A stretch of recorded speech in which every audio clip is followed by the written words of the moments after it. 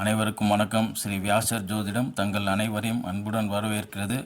நண்பர்களே, ஒரு நாள் ஒரு நிமிடம் ஒரு தகவல் என்ற பகுதியில் கூறப்படும் ஜோதிட தகவல்கள் மூல நூல்களில் என்ன கூறப்பட்டிருக்கின்றதோ அதை அப்படியே தரப்படுகிறது.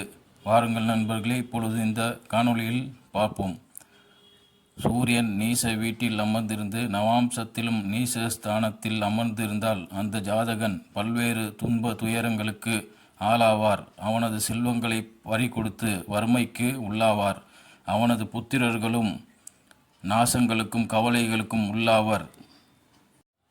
நண்பர்களே, சூரியன் துலாத்தில் நீசமாவார். அதை நான் இந்த உதாரண ஜாதக கட்டம் போட்டு அதில் குறிப்பிட்டுள்ளேன். நண்பர்களே, காணுங்கள்.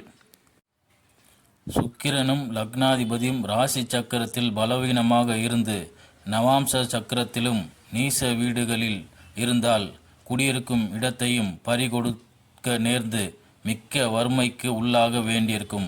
நண்பர்களே, இந்த ஜாதகத்தில் சூரியன் மகரத்தில் இருப்பதாக குறிப்பிட்டுள்ளது. சுக்கிரன் பகை வீட்டில் அதாவது கடகத்தில் இருப்பதாக குறிப்பிட்டுள்ளது. நவாம்சத்தில் இருவரும் நீசத்தில் இருக்கின்றனர். இந்த